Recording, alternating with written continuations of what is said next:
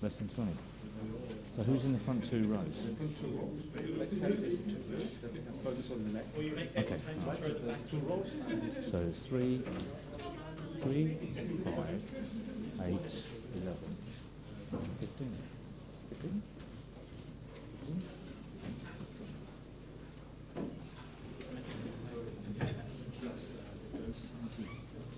Which under 2 as well? Right, okay. All right. Thank you. Cheers. One each. You can take 3.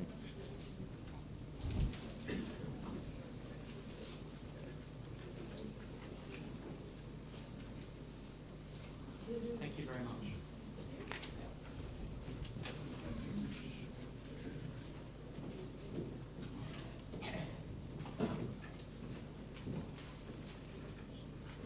Done.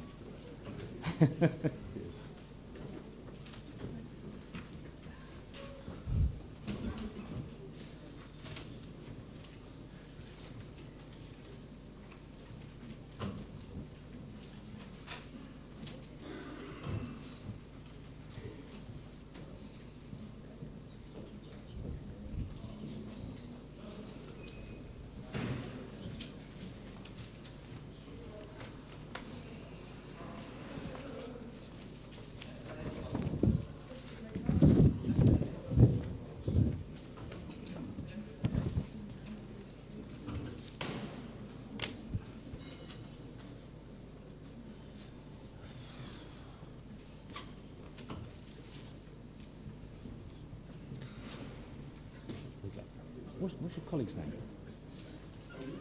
No, your colleague, who's the Dan. Oh. Is he sorted? Oh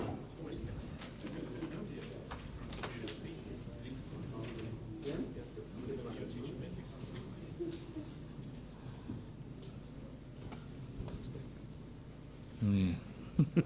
Gonna have fun. Right. Right. Good afternoon, everybody. Just to let you know, I'm as nervous as any of you lot, so don't worry, I won't punish you too hard. Right, so just to get some formalities out of the way, I'm Sanjiv Mahajan, for those of you who don't know who I am. Hopefully some of you do, and I know some people do. But what the Input-Output Statistics Group have done for this conference is actually encourage the teach-ins, or the concept of teach-ins.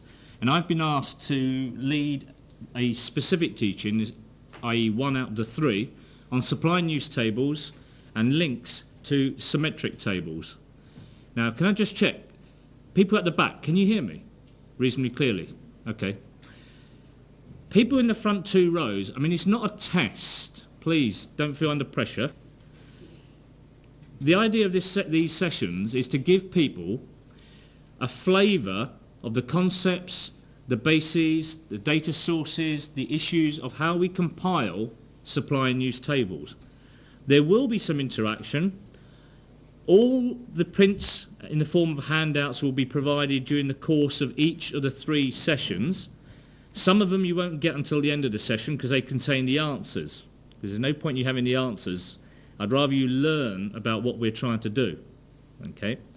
It doesn't matter if you get it wrong, because in the process of getting it wrong and moving to something that's right, you actually have some learning. So you're not being tested, you're here to learn. Okay? And if you have any questions at any stage, please ask, because not only will the answer benefit you, it may actually also benefit the others. So there's nothing wrong. Now it may be I don't answer the question at that point, I'll pick it up later, because it will fit in a little better later. For those attendees in the 3rd row, well, almost the 3rd row and beyond, you're silent participants. Now, for me to say to somebody else you're silent participants is quite ironic. It's pot calling the kettle black. However, there's been a lot of interest, and I don't have a problem people attending, listening and learning. But if you have any questions, can you please ask me those at the end, or if you see me elsewhere over the next few days. But the focus is really for the people in the first 2 rows. Okay. So, the aims I've broadly covered. In terms of the way we will operate, there'll be interaction. I'll be going through various things. There'll be a case study in each of the 3 sessions, and it'll be like an evolving suite of 3 sessions. So what you learn in the first session will feed into the second, and then similarly what you learn in the second session will feed into the third. And in the third, there'll be a key case study bringing all the bits together. In the papers I've given to you already, there's a schedule and content for each of the 3 sessions. Now, although we've started about 5-ish sort of minutes late, it is quite intensive in terms of the amount I'm looking to cover. As laid out in the introductions, there's always one. you okay there, Christoph?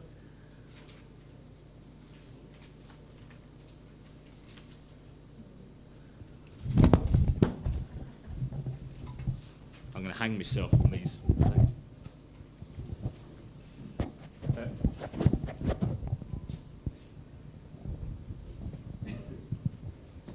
And just as a side comment, I don't normally wander around with electronic gadgets on my collar. It's not fancy dress. I've just been asked to participate in some other people's fun. No YouTubes are going to go out of here. Right. Session 1, we're going to cover general aspects, and we're going to focus on supply table, framework, structure, and there'll be an exercise. Session 2, the focus will be on the use table, the framework, structure, and again there'll be a simple exercise. There'll be identities linking the supply table and the use table. What are the 3 approaches to measuring GDP? And an example to illustrate that. And then in the third session, there'll be a supply and use table compilation and balancing exercise that you'll undertake.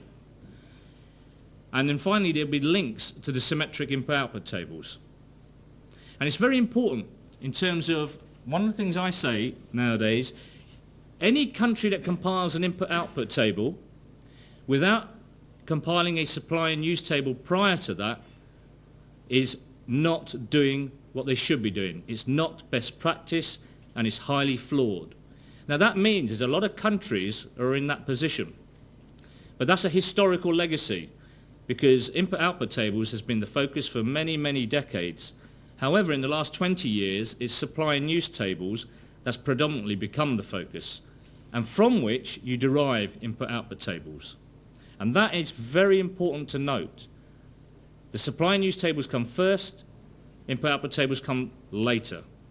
And I will cover in the third session how a schematic that links all of these items together.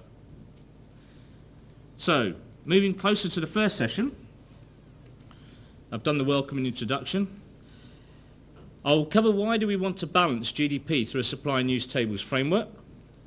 I'll provide an overview of the economic picture, and we will drill down from there.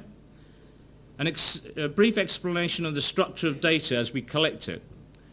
There'll be a link to the business register, which is very important. There'll be a supply table description. I will briefly cover trade and transport margins with an example, because in a sense it's a very unique area within supply and use tables, and that needs to have a little additional attention. And then there's a farmer-fed supply table exercise. And you can tell from the terminology, farmer-fed, it's not going to be complicated. Okay? But, as I said earlier on, it's more important to understand the concepts and the principles and how you would populate a supply and use table, as opposed to worrying about getting the numbers right. Okay? So firstly, why do we want to balance GDP through supply and use tables? The most important objective in the NSIs is to determine a single estimate of GDP, whether it's in current prices or in constant prices. Constant prices could be in previous year prices, but in essence constant prices just removes the price inflation effect. But the supply and use tables framework allows you, when it's balanced, to determine one estimate of GDP. That is the beauty of the framework. All the other benefits and outcomes come thereafter. For example, the completeness of what happens. You have coherency, consistency and completeness of all the underlying data for each of the three measures that are used to estimate GDP. So production, income and expenditure, their components all appear in this framework. And when the framework is balanced, you have one single estimate of GDP. Now many countries don't necessarily compile all three approaches to estimating GDP. Some countries only have production, some countries only have income and expenditure. But the supply and use tables framework forces you to bring all three together in a single framework. Now for the NSIs, the strategy allows for the data confrontation, benchmarking and balancing all of those components. If you do it on an annual basis, then all the short-term estimates have to be related in a way to the annual estimates. It gives you a very, very rich framework upon which you base the short-term estimates. It also provides a framework for a lot of models because it gives you an economic structure. Now the components that are brought into place are the industry's gross value added, industry's inputs and the respective industry's outputs on a consistent basis. It's very important, it's on a consistent basis. The supply of products and the demand for products at the same time are in there. And similarly, for those who are not familiar, the National Accounting Framework has accounts going from the top down. And the first suite of accounts are the goods and services account, the production account, and the generation of income account. The supply and use tables framework allows you to have links with all three, which actually enhances its capability and powerfulness. It also ensures the data set that the NSI is producing is more coherent because you have a balanced framework that links the data of the first three accounts. Now the use of this approach is gaining international recognition, particularly in the EU where Eurostat dictate under regulation what their member states have got to provide, and supply and use tables are required under regulation. It's law. So we have to provide those now. A decade ago, nothing like this existed. So all EU countries produce supply and use tables. Okay? They have to submit that data with all their other data to Eurostat. Now, all NSIs have to deliver data to Eurostat either monthly, quarterly or annually, in some cases 5-yearly, depending on what the variables and the products are. But it's a unique setup in the EU. Now, many OECD countries do not have to have, or do not have, legislation that drives them to produce outputs. So in the EU, the need for supply and use tables and the production of supply and use tables is very much more advanced than many other areas of the world. Right. So, having set that scene, now one of the things about these three sessions, I know there's some people who are experts and there are some people with very little knowledge of supply use tables. So those who know, I apologise in advance, but the idea is at the end of the three sessions you've all got at least a common wavelength of understanding. So I'm assuming the lowest common denominator, but you have to bear with that. Right, now obviously people know there's a lot of links in the economy and we don't have a closed economy. So the key players like firms, government and households have lots of links with each other. So households pay taxes to government, but they also have wages and salaries, interest, transfer payments, etc. There's lots of flows. Goods and services go in one direction, money goes in the opposite direction. So when households buy from firms, they buy the goods and services that firms produce. But money goes in the opposite direction. It's very important to note the flow of goods and services is in the opposite direction to the flow of the money. What we're doing in the supply news tables is recording the flows of goods and services. But the unique aspect is the way you do that is you need to know the flow of the money, what's been paid for the goods and services. Firms obviously employ staff, they pay wages, they pay interest and dividends to shareholders, they have running costs, they have profits that they retain. So these are just illustrating flows in the whole economy as a whole economy. Is there any questions so far? I'm not getting any vertical nods, so that's fair enough. Right, so drilling down from the whole economy, we're going to look at a simple factory making a shoe. Now, it's not meant to be exhaustive, it's meant to illustrate the various things that take place. So, for example, in order to make a shoe, the factory and the company will need raw materials, energy, services, etc. as inputs. They enter the factory. Some of those raw materials go into their stockpile of materials and fuel. Maybe, also, if you look at the S&A and ESA, the stockpile is called inventories. So there's a lot of Americanisms in the guidelines. So you don't hear stocks, you hear the change in inventories. So the raw materials that have come into the factory that are not used will go into increasing the changes in inventories of materials and fuel. The ones that do get used go into the main box, and that box transforms the raw materials into finished goods. But as you go through that box from left to right, you might have a left foot shoe, but not a right foot shoe. Or you might have half a shoe and not the whole shoe. Those items are deemed as work in progress. It's not much use selling a right foot shoe without selling a left foot shoe. There's not many people who only buy one. So in this situation, a work in progress is sort of like meaningless. But it illustrates in a factory, the production process is ongoing. So you will have situations where, for example, you could have half a ship, or you could have half a house. In this case, you may only have one shoe, but it's work in progress. So you have inventories of work in progress. And as you come out the right-hand side, there'll be shoes that have been finished, but have not been sold. And they will be treated as inventories of finished goods. Okay? Those shoes that have been sold will leave the factory gate and hopefully go to the shop and will be sold for consumption. So there's a big distinction in this box.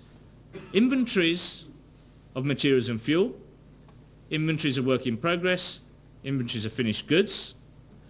There's a throughput process where goods and services are transformed into a final product.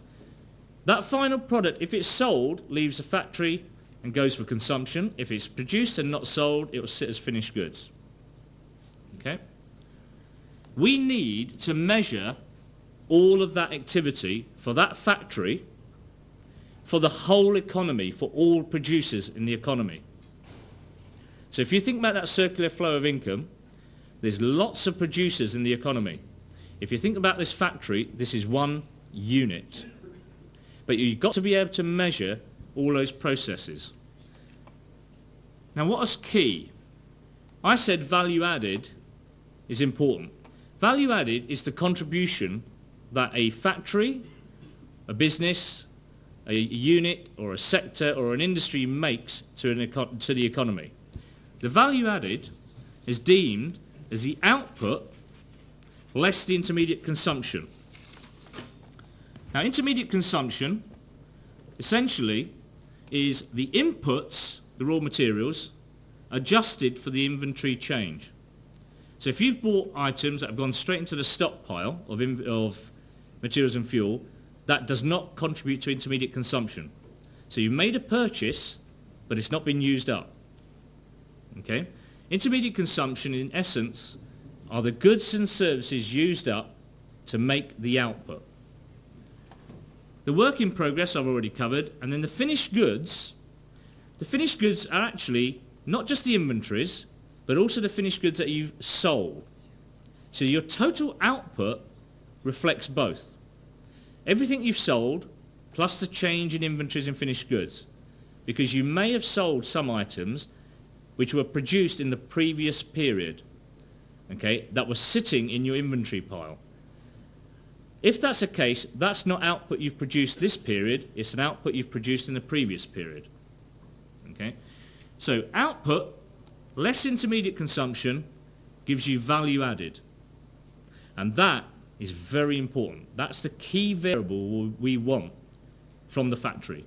But in order to do that, you don't go to a business and say, can you tell me what your gross value added is? They'll wonder what language you're talking about. You also don't go to them and say, what's your intermediate consumption? Or what's your output? What you've got to do is you've got to ask them questions in a language that they understand. So what are your sales? What are the value of your stocks? What are the value of your purchases?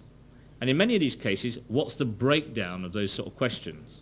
So when an NSI gets answers to those questions, it will calculate an estimate of output. It will then calculate an estimate of intermediate consumption, and then in turn, it can calculate value added. That can be done for every business, every industry, and every sector. Other items just to bear in mind, factors of production. Labour is very important. The labour cost forms part of gross value added. So although the labour cost is a cost to the business, in national accounts terms, it contributes to value added. Machinery that is used to facilitate the production process forms part of gross fixed capital formation.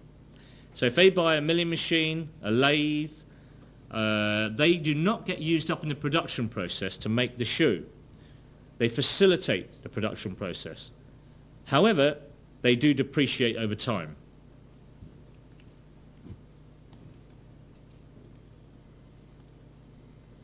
Right, enough of all of that. I'm going to pause for a moment. Is everyone still with me in the front two rows? I'm not worried about the rest. Is there any questions so far? I would like to know a bit more about where these inventories go in supply and use. That's maybe something that I think Okay, we can pick that up a little later. Yeah. Anything else from anybody? Okay. Right.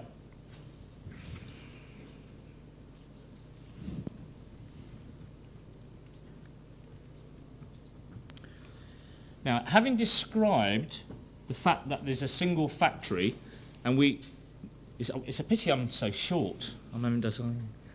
Sorry about this. Right, having described the whole economy, the circular flow, and then the focus down to a single factory, it's actually very, very important that an NSI knows who are the producing units in the economy. And I'm going to use the UK as an example, and there's many countries who do something similar. The starting point has to be their business register. And the business register, now I've not tried this before, this technique of writing at the same time, so apologies if it doesn't work, but let's go for it. A business register holds information on all producing units in an economy, but it has to hold the information using a framework and a classification. So for example, it will have industries going across the top. Now for the people in the first two rows, is that clear or not? Good. No, I'm genuinely asking. I can't see. It's good. Okay, right. You've got a darker pen than red. Good point. And if you've got a black book, it'll be easier to read. Besides that, Okay. It's an original version. yeah, very abstract. Listen, I am doing the jokes. No, I'm only joking. Right. So we have to have classification of industries are going across the top. So for example, agriculture, manufacturing, construction, distribution, services, and that includes government. Now, the industrial classification is very important. So the UN use a classification called NACE Revision 2. Okay? Now that NACE classification basically gives you an industrial classification, and it has a hierarchy. So you have manufacturing as the top level, and as you go down the pyramid in manufacturing, you get lower level detail. So you can have food producers, you can then have milk producers, cheese producers, meat producers. You can have pharmaceuticals, you can have office machinery. So the further you go down, the more detailed the classification becomes. Okay? But when you go across from agriculture through to the services, it will cover all industries in an economy. And if you notice, agriculture tends to be raw produce, manufacturing is manufactured, construction is obviously manufactured activity, as you go through to distribution and services. There is a logical flow of primary, secondary and tertiary activity that takes place in an economy. So the flow in those industrial classifications are not arbitrary. In the EU, people have to be consistent with that classification. Okay? But in the UK, we have what we call the Standard Industrial Classification 2007. Now the way we do that is that allows us to have lower level unique categories, but in line with the NACE Revision 2. Okay? So the activities that take place in the UK, there may be some industries, maybe some businesses that are unique in the UK that need specific classification. But they have to be in line with the hierarchy by industry in that framework. Now down the side, as such, they are employment size bands. So 0 to 9 employees, 10 to 19, 20 to 49, 50 to 99, 100 to 249, 250 plus. So what happens then? If a business is classified to the manufacturing industry, and let's say for argument's sake pharmaceuticals, on the business register they will classify it to an appropriate cell. And if the business has 150 employees, it will be classified in that cell. Okay?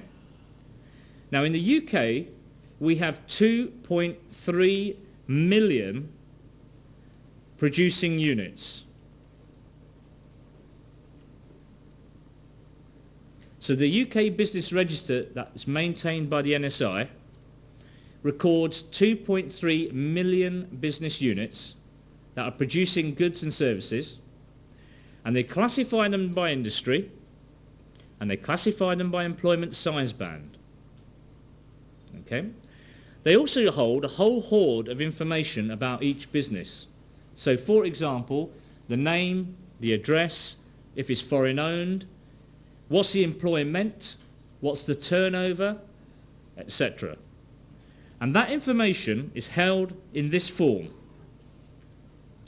Having a register that the UK team claim is roughly 99% of UK activity means that if you're going to undertake any sample surveys, the business register is the natural place to derive your samples from. Okay? So if you think about the factory I mentioned, there is no way we could go to every one of the 2.3 million producing units to collect information to compile economic statistics. We have to have sample surveys. There may be monthly surveys, quarterly surveys, or annual surveys, or ad hoc.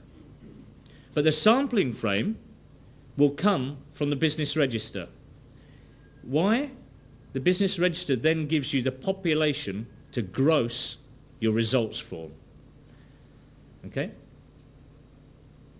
Now in the handouts there's a little bit more on the business register, but hopefully this gives you a flavour of the need for the business register in order to allow us to undertake surveys to businesses to get information on their turnover, their inputs, their employment, their capital formation, etc. Okay? So for example, we have an annual business survey that goes to about 65,000 businesses, asks for a lot of detail, and the sample is actually representing the whole of that box, the whole of the economy. And when that data is returned, it's grossed to represent the UK using grossing factors derived from the business register. Now, it could be grossing using turnover, it could be grossing using employment. Okay? Any questions on that so far? Tommy? Yes, every business needs to submit an annual return every year with profits and total turnover. So I suppose this information is also used in the national accounts in addition to the survey data? Yep. Yes. In principle, they all only need to add it up.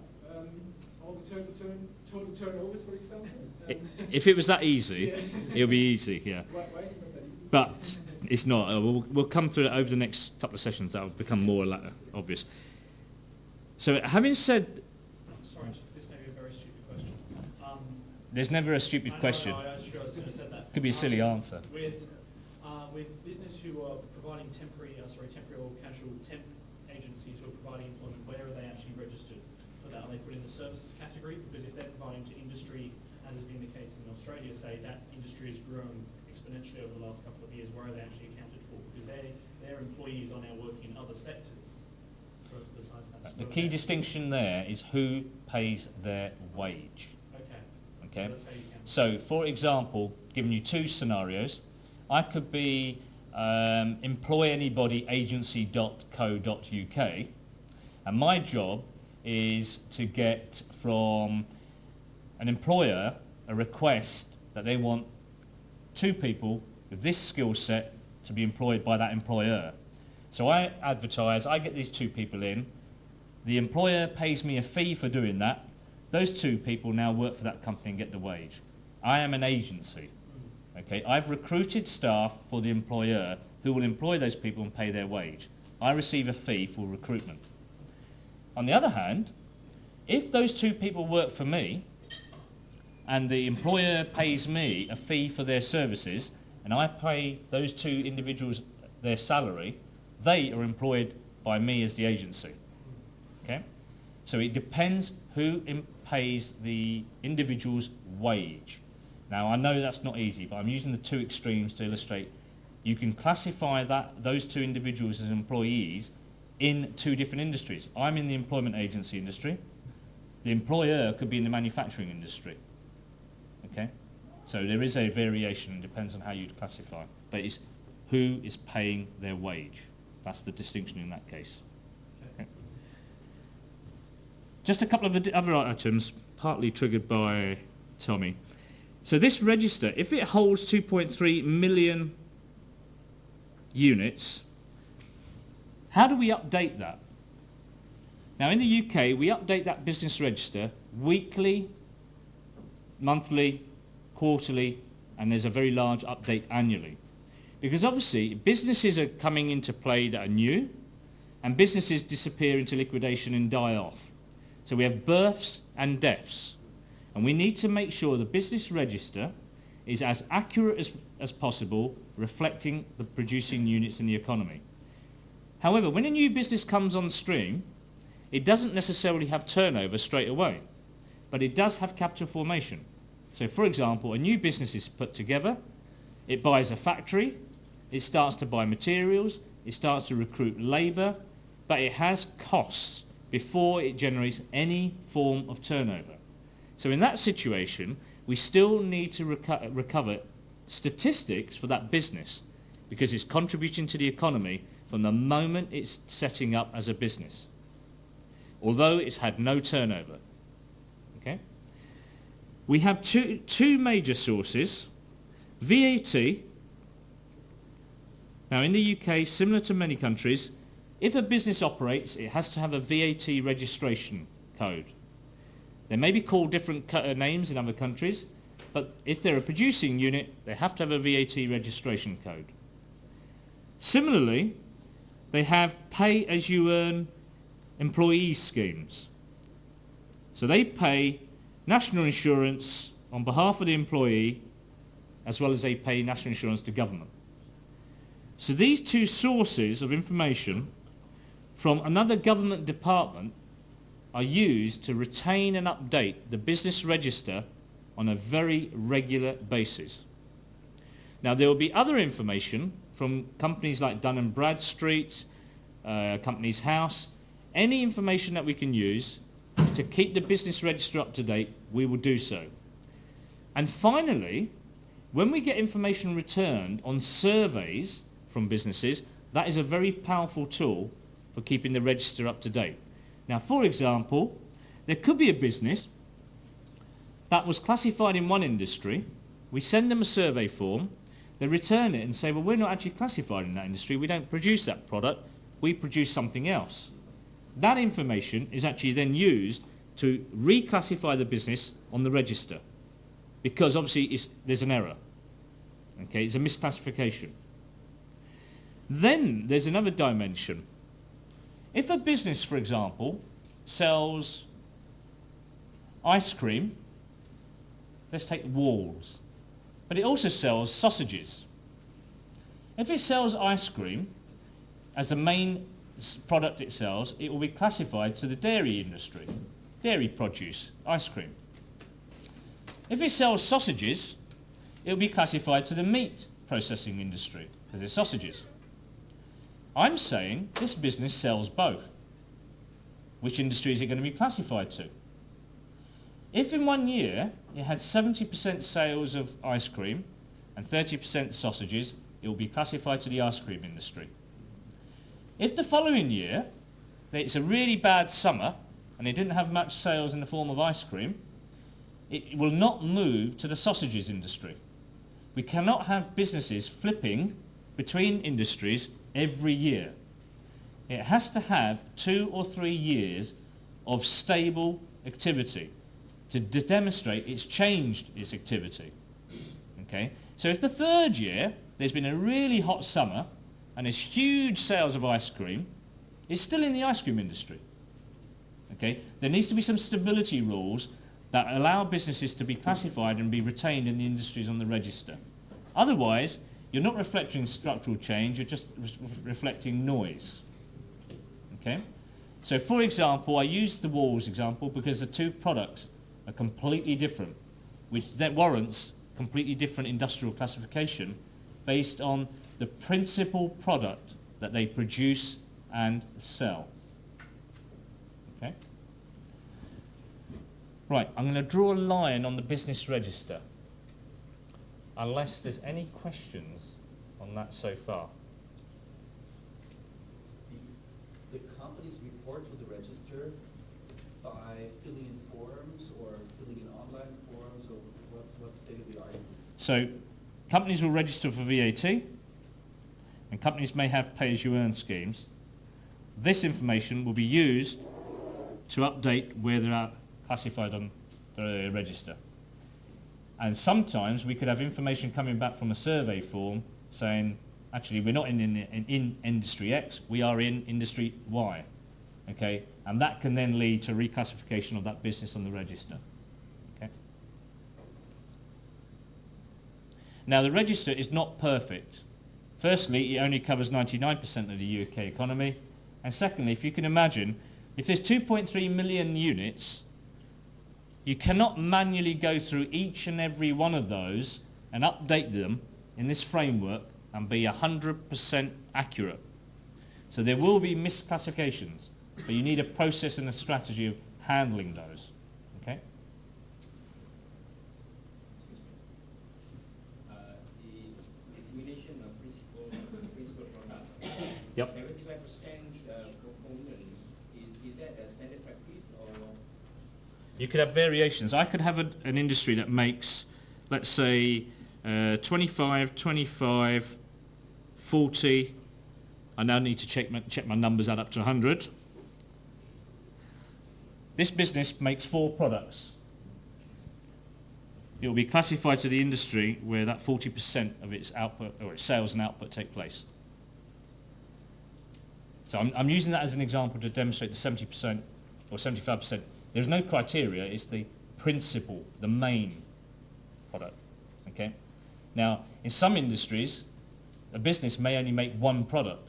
So that's straightforward. It's 100%. But there are many companies that do not make 1 product. They have byproducts, secondary products. But you have to classify them on the principal product basis. Now, in theory, it should be by the value added generated by the business. But you can't ask the business what value added is. You have to go by turnover and employment. Okay, what's their principal activity? And that can obviously change from period to period. Is that okay? Any other questions? Right. What I'm now going to go on to is the supply table. So if you bear in mind, I've talked about industries, we've talked about classification, we've talked about a business register. We need to get all those cowboy bill factories information, and then we put them into the supply table. I'm not going to go into all the surveys that are undertaken. Okay, I'm going to have to take that as a given. We assume all this data is collected by the NSIs. What do we do with a supply table? Okay, and this is going to be quite basic. Now, the structure of a supply table, keeping it very simple. Sorry. Excuse me. So we can record that. If you're not going to show here, we can record this one. Yeah, that's fine. Yeah? Okay. I just didn't know. Yeah, because that's finished for today. Yeah.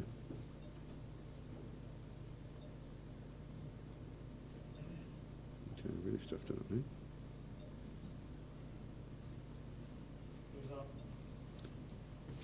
It was just before. Yep.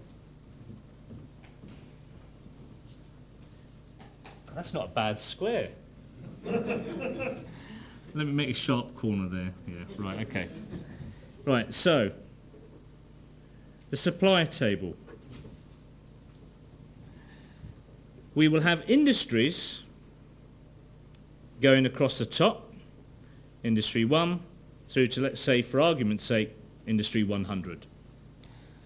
The flow will be agriculture, through to manufacturing, all the way through to services. So if you notice straight away, the industrial classification used in the supply table will follow what's actually been used in the business register, which is also using an internationally recognised classification for consistency. Okay? And down the side, we will record products. Now, over the next 2.5 sessions, you will get used to certain terminology. Okay? Now, when I'm actually in the meetings and the parallel sessions, etc., if I see things like gross output and terminology that has stopped years and years ago, I actually make a point to say to people why it's wrong, it's out of date. So as producers, we have a responsibility to ensure we educate the users of those changes. So terminology is very important, because if we are all talking the same language, then we'll understand what we're talking about. If you're saying something slightly different, then I don't know what you're talking about. I have to second guess. But the point of the System of National Accounts, the SNA, it forces all national accountants, NSIs, and hopefully users of the outputs to be talking the same language. And it's very important that that happens. So in the next 2-3 sessions, there will be particular points I'll make on terminology.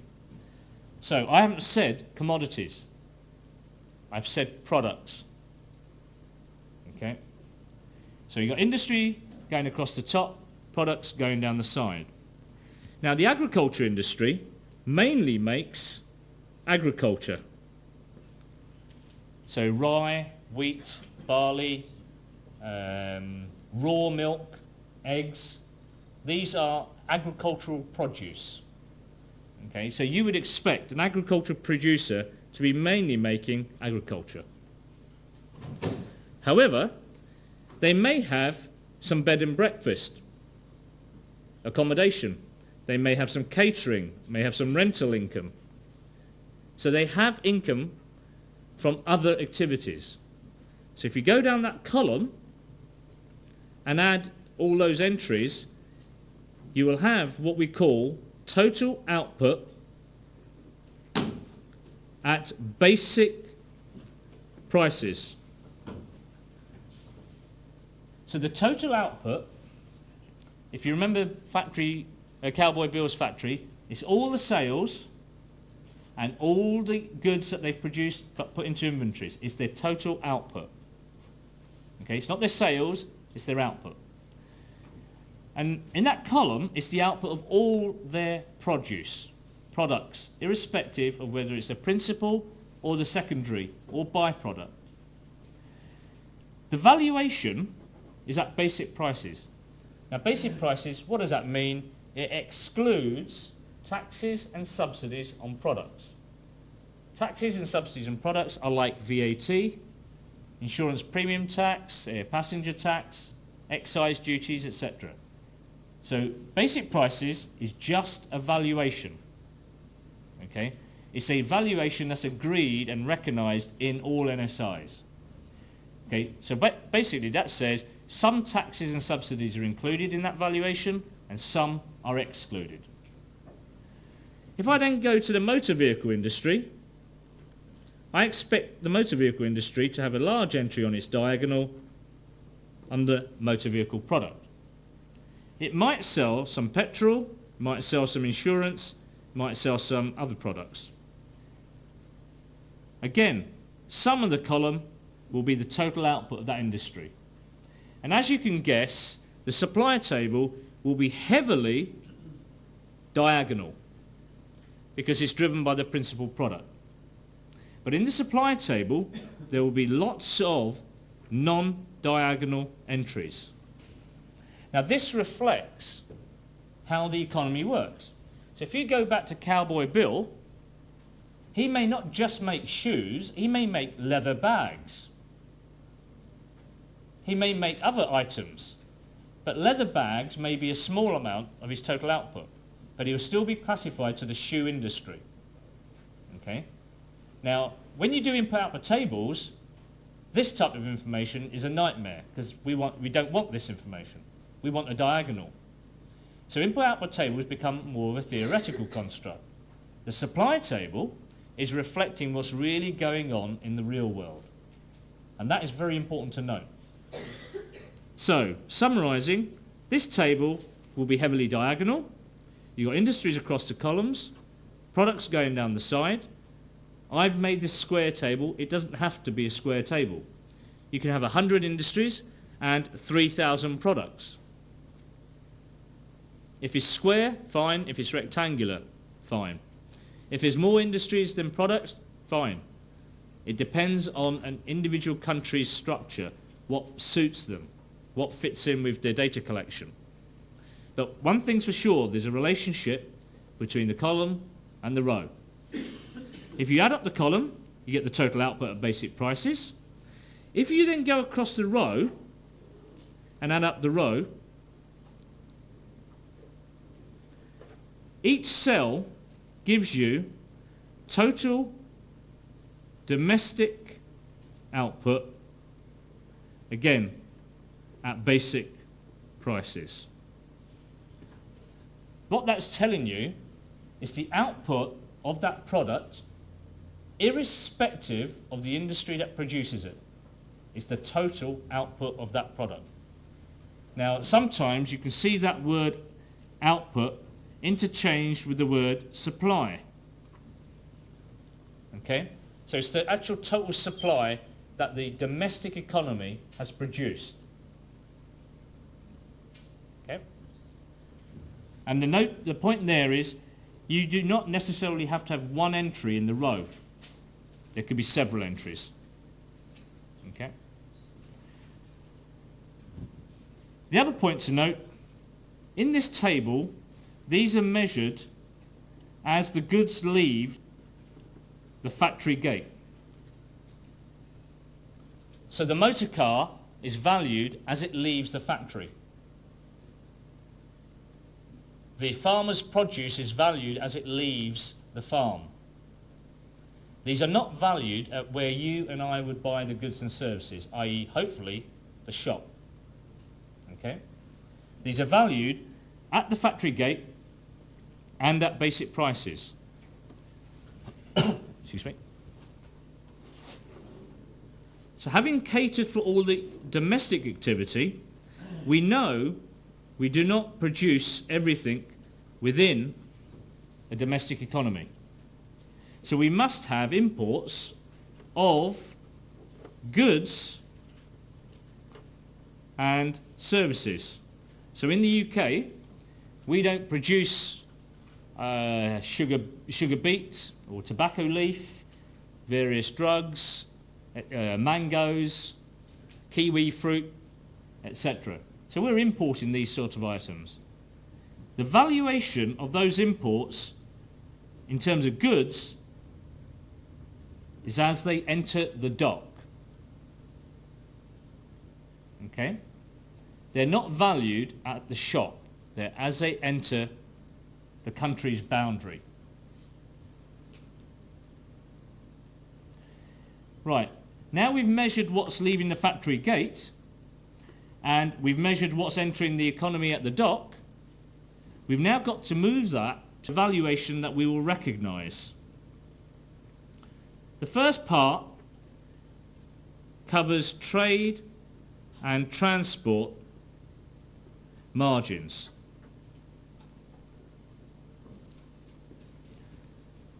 Now, for example, distributors move the goods from the factory gate or the dock to hopefully the retail shop and get them onto the shelf.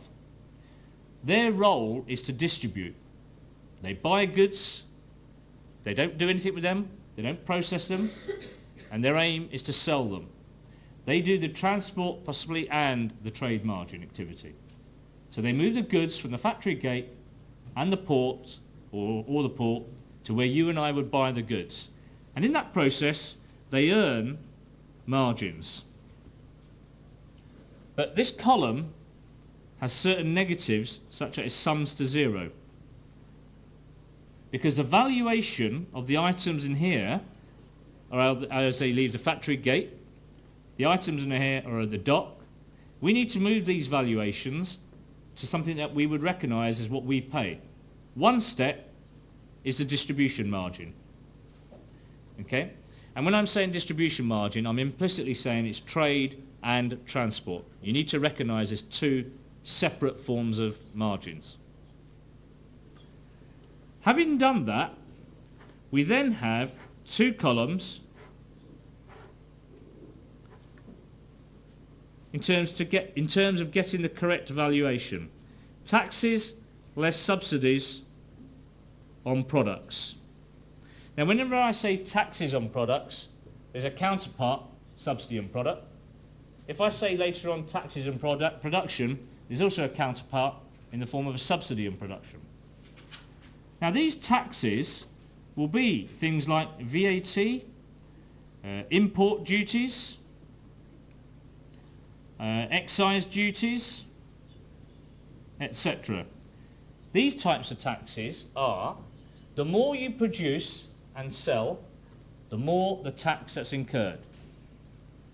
The higher price your airline ticket, the more air passenger tax is paid. The more you buy in a form of, say, a good, the more VAT you will pay. So it's linked to the amount of output produced and sold. Okay? It doesn't mean to say you and I pay this to government. It's the sellers who receive that money. They will pass that money on to government. Okay? So the more you have in the form of alcohol you've produced and sold, the more excise duty is incurred. Okay? Just because I couldn't keep up with you, the trade and transports, is sum to zero just from that, or is that with imports as well, compared to a industry but produced in domestically? It will be for both. Okay. Yeah. In this example, it's both, but you can separate them out. Okay? What was the second word of the forthcoming? Made it Right. taxes and... So you've got taxes on products, Yep. and then there will be subsidies on products. So you can have subsidies on transport, agricultural produce, etc. Okay? So when you then go across the whole of this row and add all the entries, for each product you will have determined the total supply at purchasers' prices.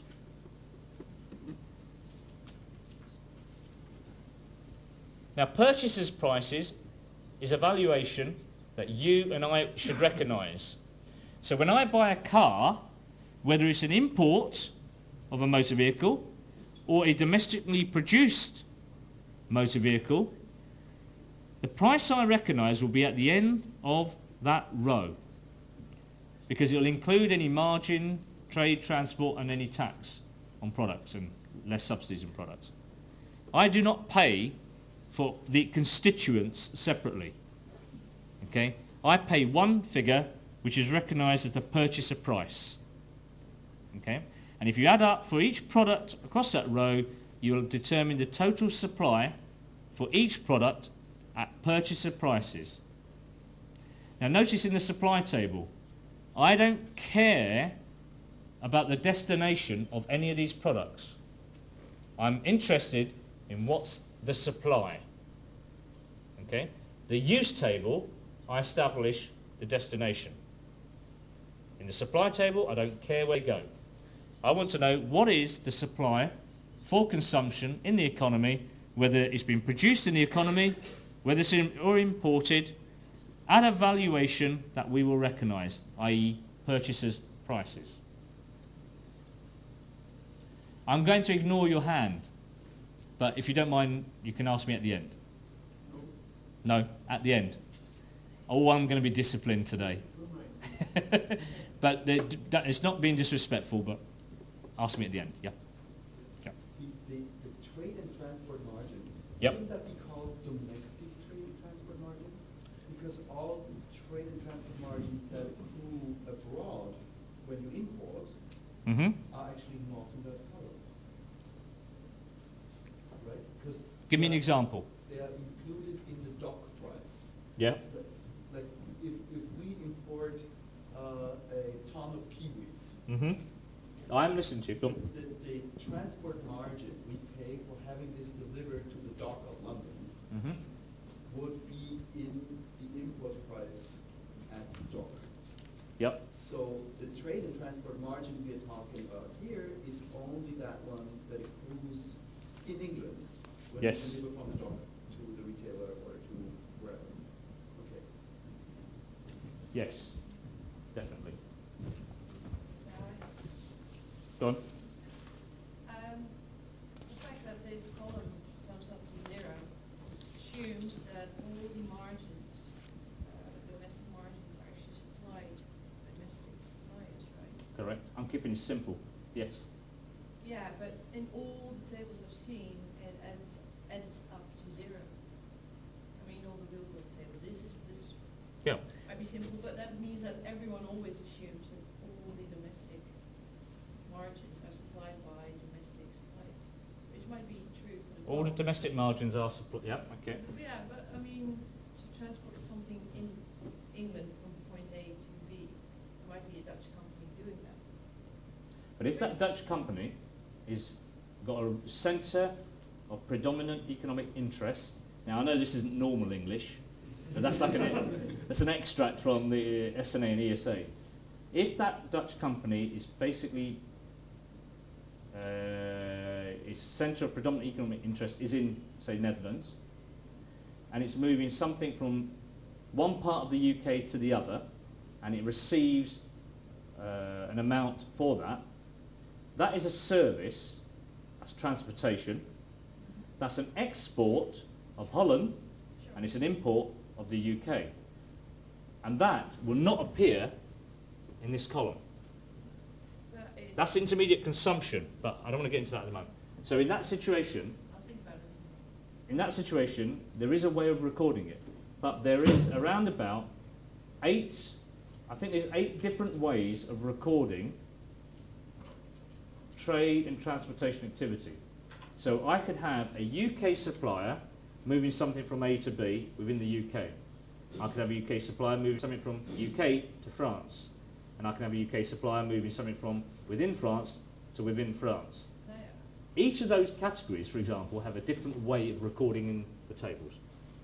true. Okay. I also know that some tend to, well, the Dutch kind of leave something out to make it easier for themselves. Well, that's the Dutch problem. I'm not going to sort their problem out. But no, that's fine. Okay.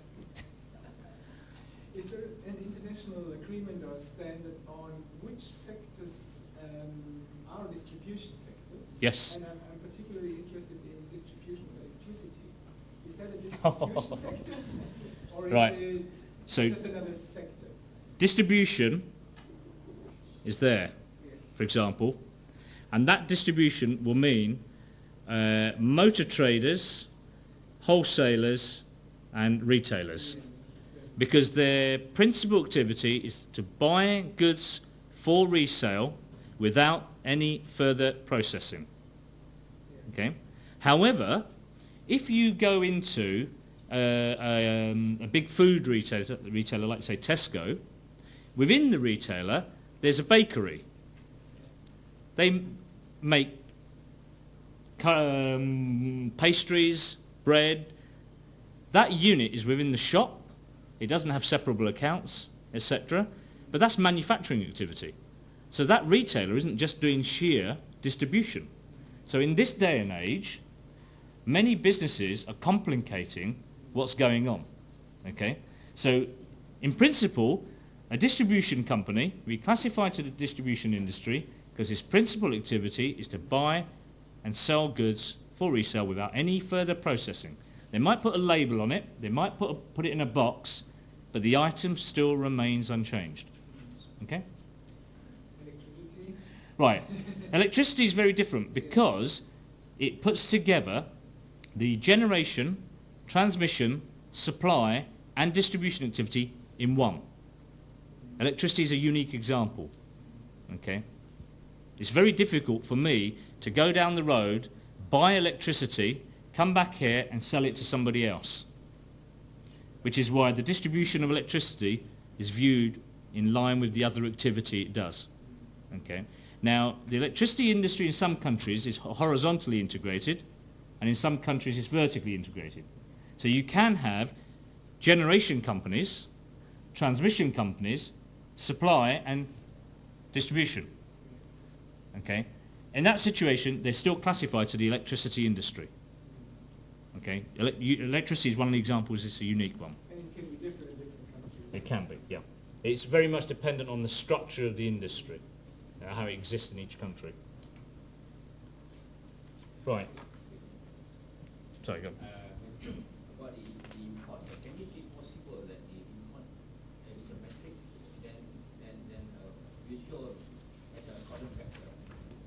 Yeah. If I take that column, I could and should have industry and product.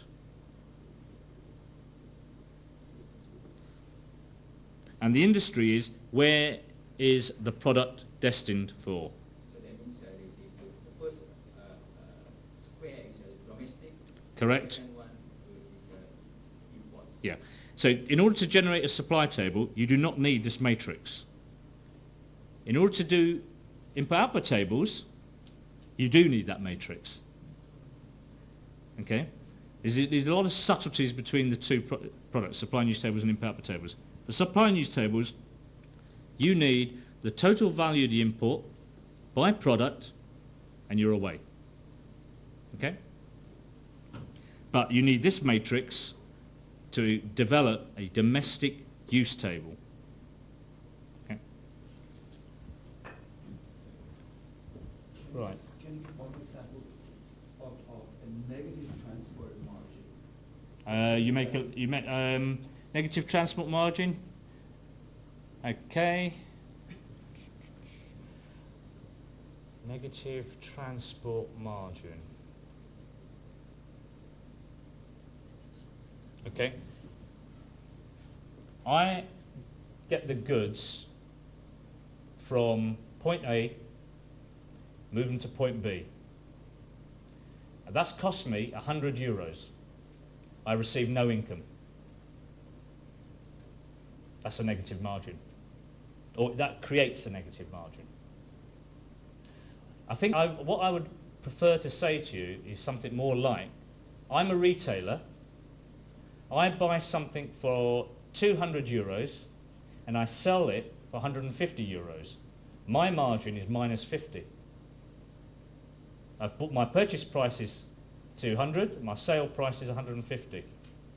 Purchase less sale minus 50. That's a negative margin. And that can happen.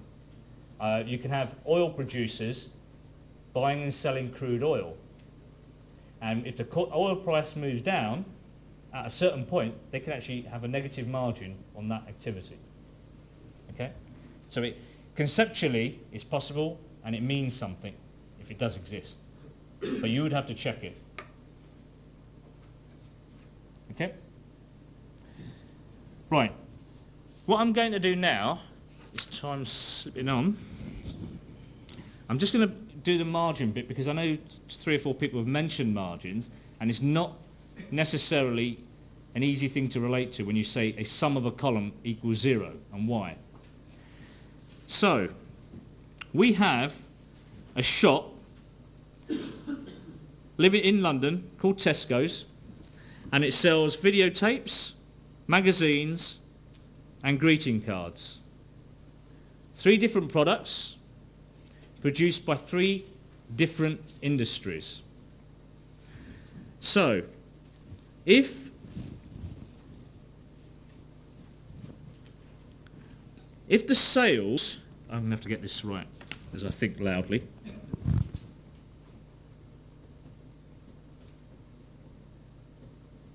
Right. Tesco's, in terms of videotapes, they have sold 80, if I say pounds or euros, they're interchangeable. Assume they're one. I know some people might not view it that way. But let's, makes my life a little easier. They sold these videotapes for 80 to their consumers. Oh, no, okay. I'm going to get my numbers wrong. £20. They sold magazines for £40 and they sold greeting cards for £30. But Tesco's has done nothing to each of those 3 items. The amount that they've paid for each of those in the form of videotapes, they paid £10. In the form of magazines, they paid 20, and the form of greeting cards, they paid 15. So in terms of what we would calculate as their output, or some people would call it the gross margin, is the sale value plus the purchase value. Okay? So that's 10, 20, and 15. Is everyone happy so far? Okay.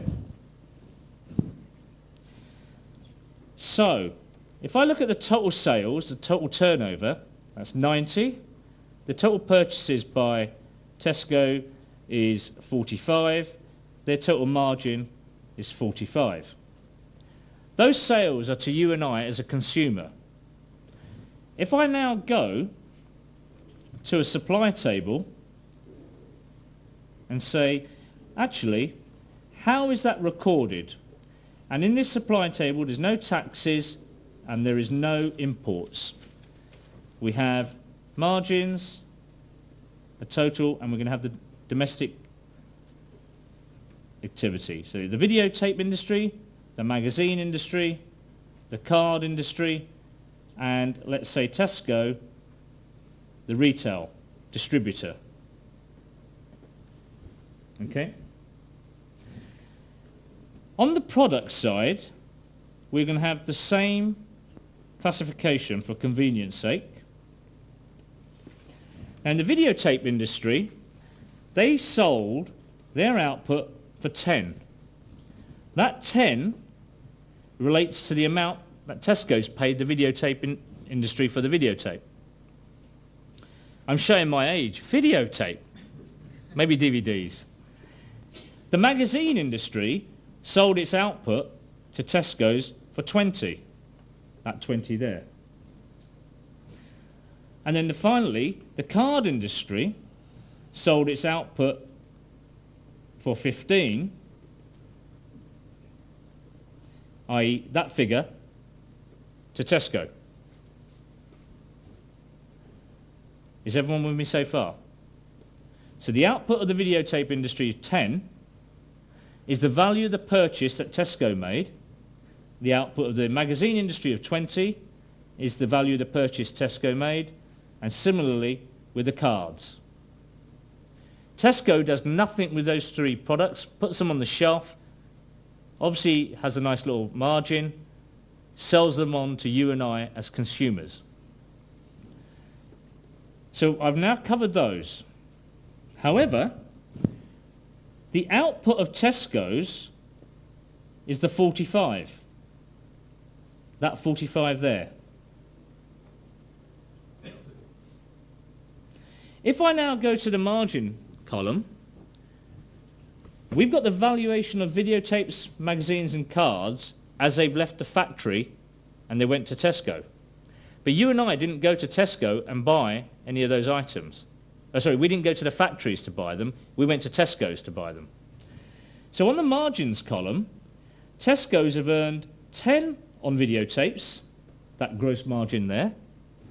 It's earned 20 on magazines. It's earned 15 on cards. Okay? We then have a minus 45 in the retail column. Because you and I do not buy retail distribution. It's impossible. So that column sums to 0. If I now go across the row, I will get 20, 40, 30 and 0.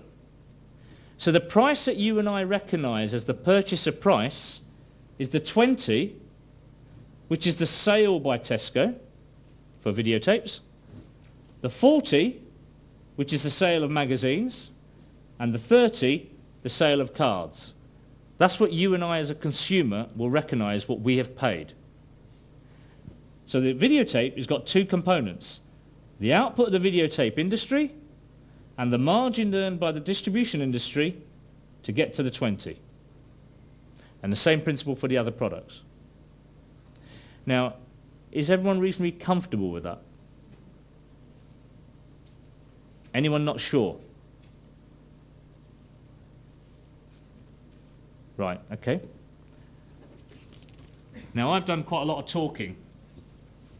Now for me that's very unusual. What we're going to do now, and if the people in the first two rows don't mind, we're probably going to finish about 20 to 4. Okay?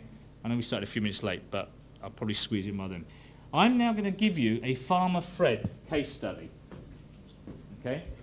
And this Farmer Fred is such that what I'm looking for you to do is read the first page with the aim of, having read the first page for a few minutes, populating a blank supply table. Now, bearing in mind what I've covered in the last hour, classification of units to an industry, principal product, secondary product, margin, subsidy, etc. There's no catch questions in here, okay? And there's not a lot to read, but it will actually hopefully reinforce what we've covered in the last hour, okay? So if I give you, and please ignore the use questions, okay, because we will cover those tomorrow.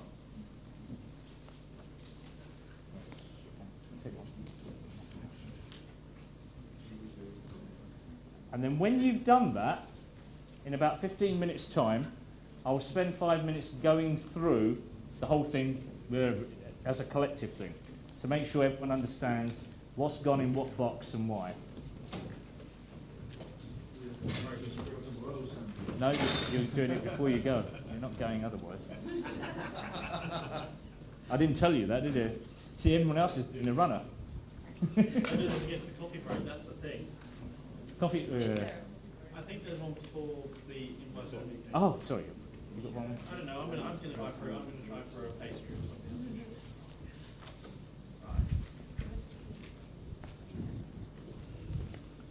Right, and what I'm just handing out now is a blank copy of a supply table that you can then scribble on complete.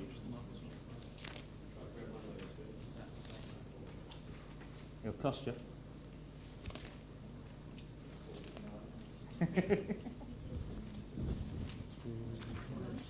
Yeah, I don't think there's a lunch there, because we're getting a cruise and stuff. You're meant to be concentrating.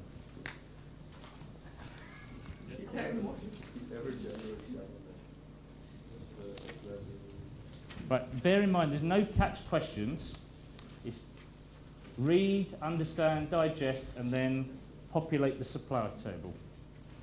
Okay.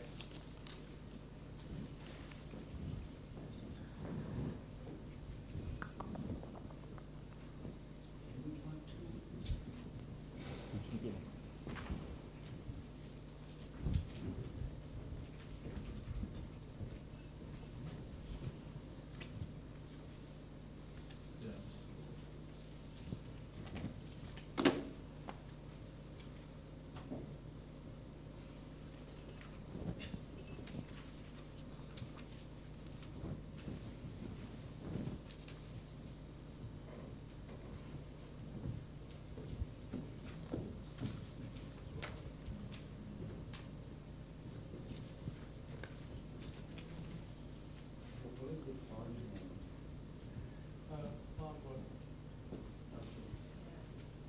name? Doesn't work. That's the case study, and that's the supply table.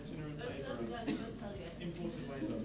And if it, and I quite like this. If you've got interactions, if you're not sure, talk to each other. Because what I would normally do is put you into four syndicate groups of 5 or something like that.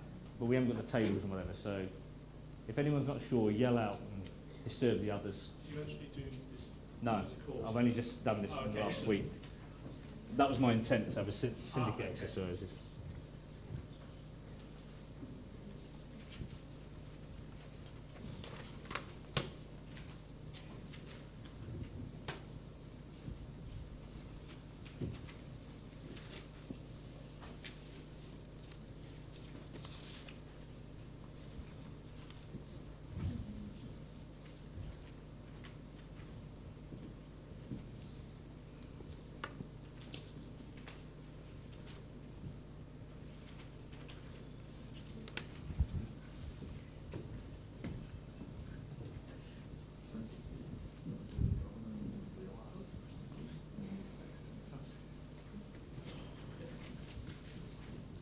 Another item just to bear in mind, this is a simple case study.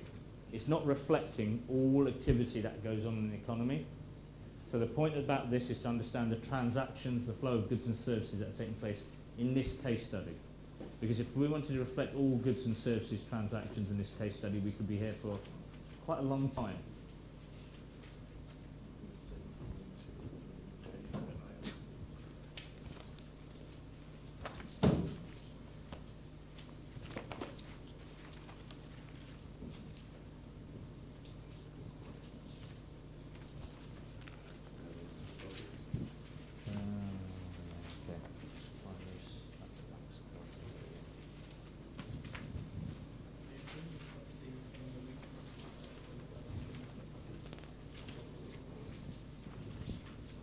Are you including the subsidy in the week price or? Yeah, that's right. On the third session? Yeah. What was the question?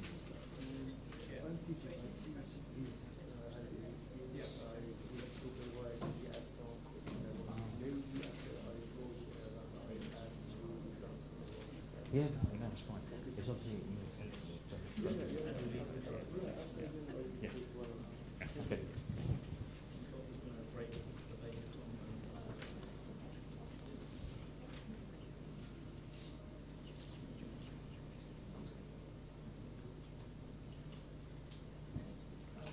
Stay within this.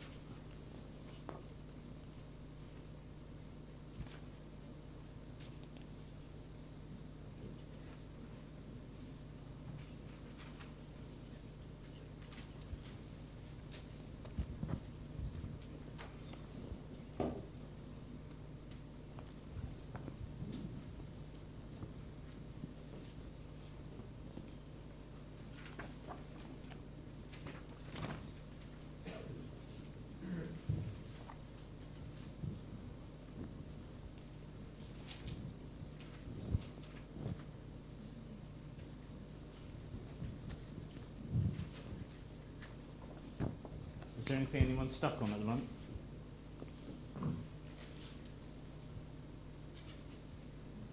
You were saying earlier that the bakery disputes as well as the manufacturer. I'm just getting that into my head. Why is it classified as manufacturing? Because it's a intermediary. Is that what you're saying, or is it just producing the bread? Producing bread. That's it. Yeah. Maybe it's a fund.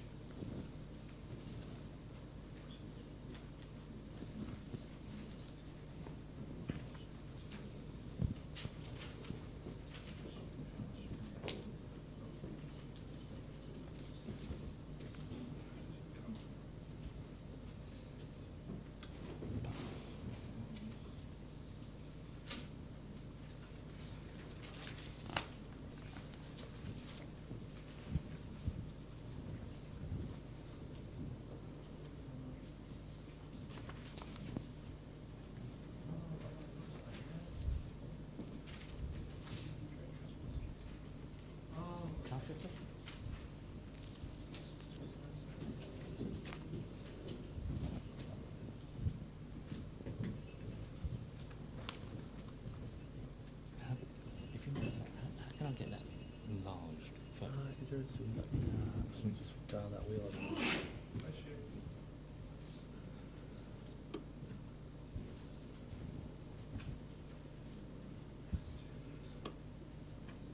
Pretty good. Take that off to be cheap and take the answers. Right, okay, that's great. Is this working out all right from your perspective? Yeah, it's perfect. Perfect. Yeah. I thought Chris would stay this one. It's okay. Okay, cheers.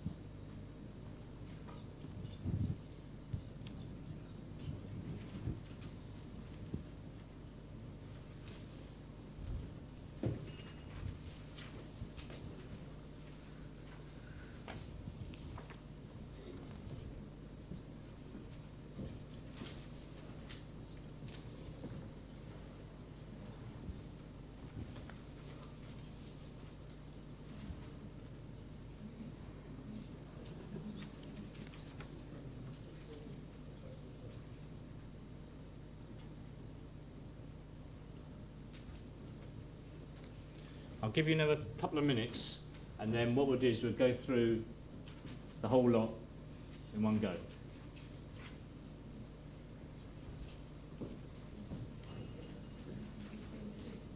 Now, ignore the use table questions. You're not listening. You weren't listening at the beginning. Yeah. Outrageous! Tomorrow. Unbelievable! This is tomorrow.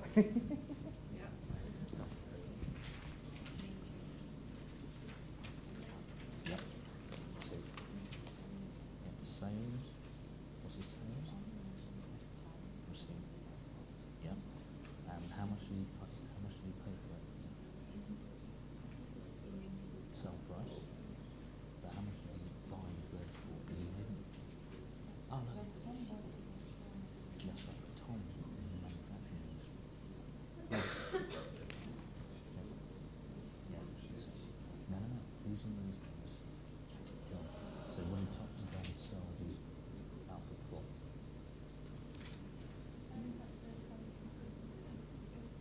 No. Hold on. John. Yeah.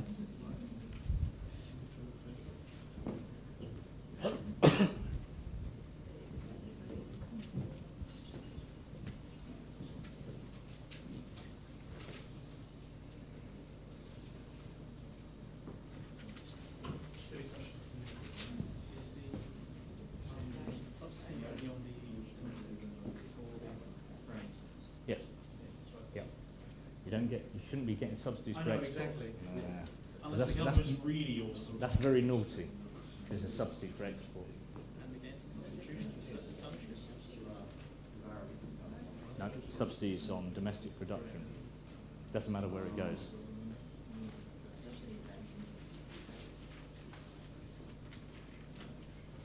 Right. And then subsidies.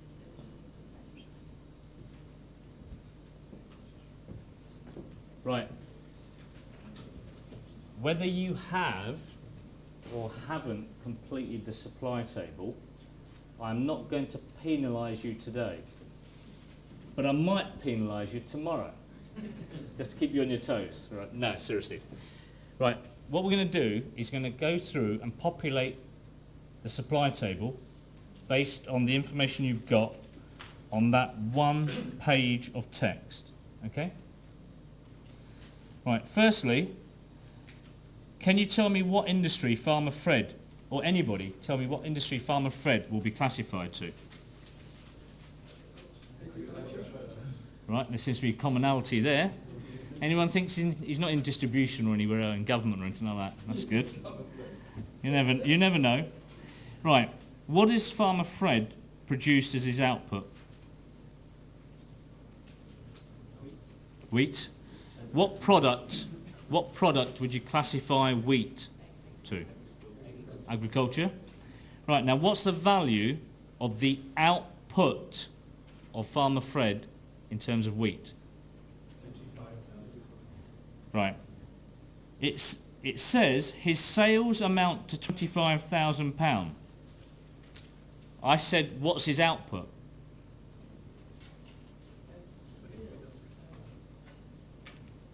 Why is he selling his output at £25,000? Does the government give him anything? So the government gives him a subsidy of 20% of his sales. What's the value of his sales? And what's 20% of 25,000? 5,000. So he is able to sell his wheat for 25,000 only because he's received 5,000 from government. Is everyone understand? So therefore, what's the value of his output? Try again. I tell you, if you get those signs wrong, you're never going to balance the table. Yes, so it's 30. So £25,000 is the sale. He receives a subsidy from government, which is 20% of his sale, which is 5,000. Therefore, his output is 30,000. So, in that first column, there's a figure of 30. Can you see that in the diagonal? Actually, I think it'd be better I do this.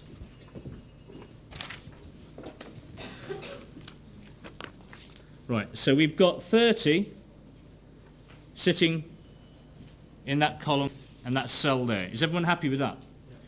Now, having established he's received £5,000 as a subsidy, where does the 5,000 appear? In the subsidy column, but on what product? Okay. And you've got to remember, we deduct subsidies, so there's a -5. Okay. So although he's received £5,000 as a subsidy, we deduct the subsidy on product, so it's -5. Okay. What else has Farmer Fred or his wife received as income? Now, I don't want any of these giggles. This is a serious case study. I know what you're all thinking. So what else has Farmer Fred or his wife received? £2,000 for accommodation? What product is accommodation? Okay, so that gives you 32 as the output of the industry. Is everyone happy with that? Okay. He pays a salary. What's the word? He pays. Remember, in the supply table, we do not care about the destination. We're looking at the supply. So don't look at the use table questions, because it's the same case study we will use to complete a use table tomorrow. Okay? Right. Tom the baker. What industry is Tom classified? Okay. And what is the product that Tom the baker produces? And what product would you classify bread? Production. And what's the value of his output? There's no catch. Because you're thinking about the previous one, you see. Keeps you on your toes. So 35. Is everyone happy with that?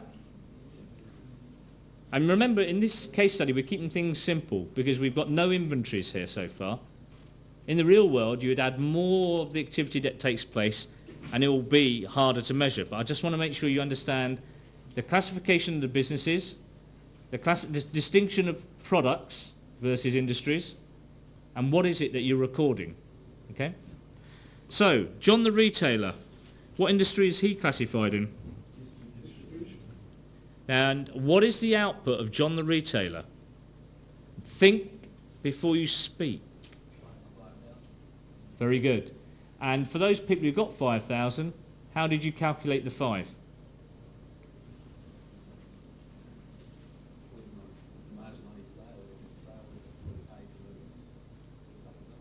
Correct.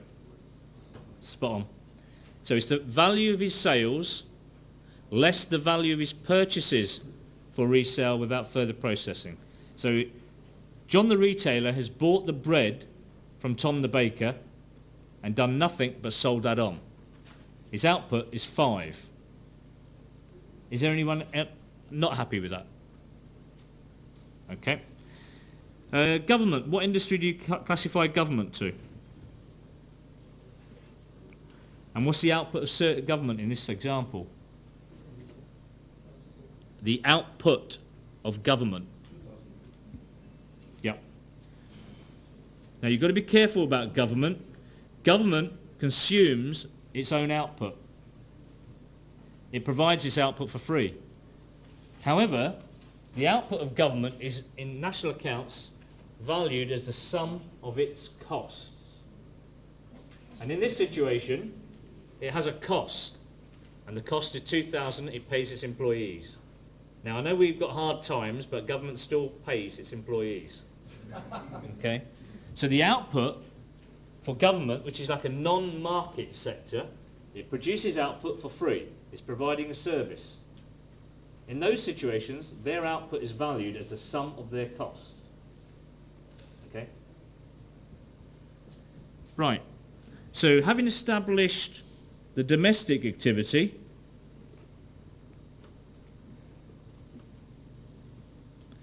can somebody now tell me what are the imports of goods and services in this example? Right, fertiliser. What product would you classify fertiliser? All right. What happens if it was natural fertiliser? That's it. Now you're getting the product classification understood, I tell you. So that's, how much was the value of the fertiliser? 2,000. What else was imported? The oven. And what product would you classify the oven to? Right, so you've got the 2 plus the 5 sitting in imports on the product production. Would you say your farmhands imported as well from outside, or you just not? No? Where does it say that in the example? It does, I'm just... You're looking for complications. We live in the simple world. So imports is 7. Right, margins. What did John the retailer earn as his margin? 5. What product did he earn the margin on? Which is production. So you have a 5 and a -5, and remember the column adds to? 0. Is everyone happy with that? Yep. Right. Taxes on products. Were there any taxes on products? Somebody said, or a number of people said 4. Where does the 4 come from? It's a sales tax paid by John the retailer on the bread. Yeah? So what product does that tax appear on? Distribution. Do you buy distribution and pay tax on it? No. What product does the tax go on? Production. Because you're paying it on bread.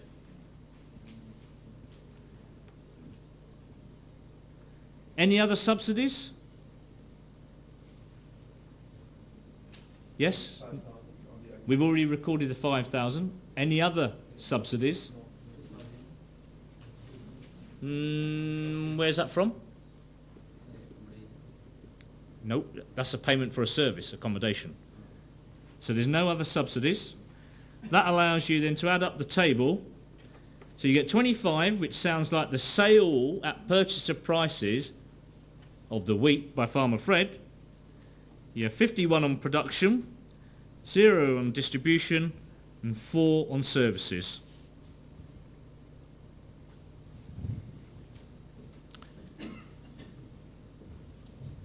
Right, I'm going to pause for a moment, but is there anything that you've read in that case study and the allocation of numbers in the supply table that you're not sure about? You're not sure why something's gone where, why, what, when, how, whatever. I'm just not sure what, in the industries and product table, what this is economically, from an economic thinking perspective. What is it? Give me an example. What is it you're not sure about? Sales, because what agriculture sells is not 30, because they get a subsidy, but Right. they sell actually. You're Farmer Fred. It's not value added. No, it's not value. It's output. You're Farmer Fred. You bought this fertiliser and you've made wheat. You sell that wheat to me for £25,000. Okay? Agreed? But the government have given you £5,000 to keep the price lower. That's enabled you to sell that to me for 25,000. So the value of your output is 30,000. So in a normal marketplace, you would sell your output for 30,000. But the government have said, I'm going to give you 5,000. You sell your output at a lower price. So you sell it to me for 25,000. You haven't lost any money because you're getting 5,000 subsidy from government. I benefit as a consumer, and I'm not paying too much as a price for wheat. Does that make it clearer? So your output is 30,000. The value of your output is 30,000. The value of your sale is 25,000. So sale is not the same as output. One of the differences is inventories, but another difference could be subsidy. So there's various differences in the definition. So the value of your output is 30,000. The value of your sale is 25. And it's only 25 because you receive 5 from government. Okay? Can you come again on imports of goods and services? Imports of goods and services. Yep. You put 2 plus 5. Right. 2 What is 2? is in the first line. Where does Farmer Fred get the fertilizer from? Abroad. Agreed? So that's an import. Yeah? And then 5 is the oven. Are you okay with that? Yeah? Yeah. Just trying to rationalise the 35 on production versus 5 on distribution. Yep. So this production person, some of that production is done by the farmer in the first place. So what? The same logic as the distribution, and they don't do anything with this. No. If I take the Tom the Baker, the 35, he has taken the wheat and transformed it into bread. So that's production activity. John the retailer buys the bread for 35,000, does nothing with the bread but sells it on. He sells it for 44,000, which includes a sales tax of 4, so therefore his output is 5. Does that make it clearer? He's done nothing to the bread. Yeah. So you just get the whole lot allocated if you at least do production, but you get the margin if you like. Yes, gross margin. Yep. Anything else from anybody else? Just to give the government figure again, 2,000. Yep. It's basically the cost of their sales. Could it be just interpreted as what they supply to the economy? They supply 2,000 pounds worth of the service Of labour? to the economy? Yes. Yeah. Yeah. that's- So if I take a non-market business unit sector, their output. Now I have to put algebra on because it makes me look clever. Is the sum of its costs, or as some people would call it, its inputs. So that would be any intermediate consumption, any labour costs, and any cost of depreciation, consumption of fixed capital. Okay. So for a non-market body that produces its output and sells it for free, like government, its output is measured by summing its costs. And in this case, government has one cost, and that's the labour cost. Okay? Right. Any other final questions from the first 2 rows? Can we have some attention, please? Can I conclude that? Sorry, go ahead. Can I conclude that one should required to put in the distributions, Yes. in particular when you discussing on trade, whether the retail trade or whether retail trade or wholesale trade Yeah. Sorry, go ahead. is a trade margin. Yes. You have to, the one you are required to report or to record in the distribution. Yep. If you are dealing with whether retail trade or wholesale trade Yep. is only margin. Yes. Their output should be pure margin. Yep. Right, I'm going to draw... Okay, one last question then. I just try to figure out this two between the total and supply of agriculture 30, and when you include subsidy minus 5, then Yep. subsidy 5 and 5. What is the difference between domestic supply and the supply of the supply?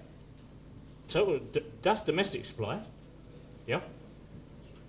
Total supply will include imports, etc.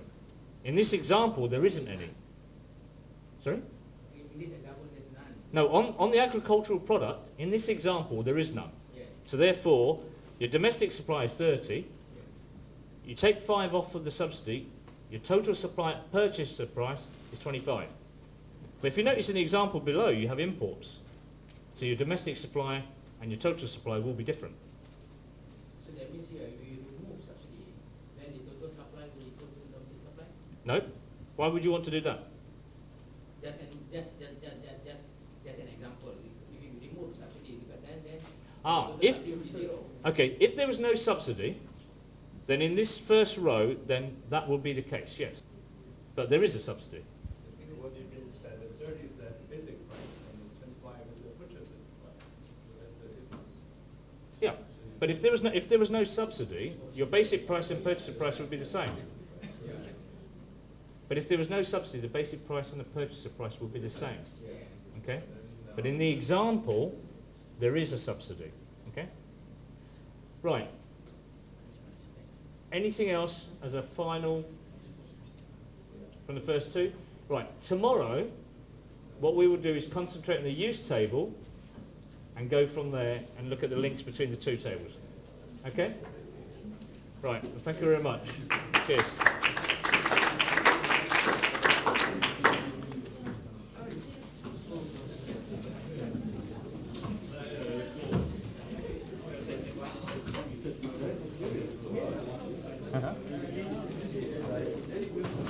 On Thursday, once I've gone through them all. Yeah. Is that okay? Yeah, then I'll give you one second. No, on Thursday. Thursday morning. Yeah, there's tomorrow morning and then Thursday. Is it Thursday morning or afternoon? It's Thursday morning and afternoon. There's a training session on Thursday as well. Yeah, okay. The last thing I'm running off with any of these because they're my job. It is very like NPS material positive because if I have distribution of bread, this is something that is being done in the economy and that is valued. It's still the supply chain. Because you don't buy distribution. When you go to a retailer and buy a tin of beans, you buy a tin of beans at one value. You do not pay the retailer a little bit of tax, a little bit of margin, and a little bit of domestic output, so they can pay that to the manufacturer. You pay them one value. But in fact, the value of that product. Sorry. Just to assist these gentlemen, can you move away from the booth? Not today. I can send you stuff, but not today. Sorry, we don't have a time. Sanjiv, can I have a bilateral discussion? Not at the Not moment. today? Not at the moment? Yeah, if you ask me on Thursday. On Thursday. Yeah?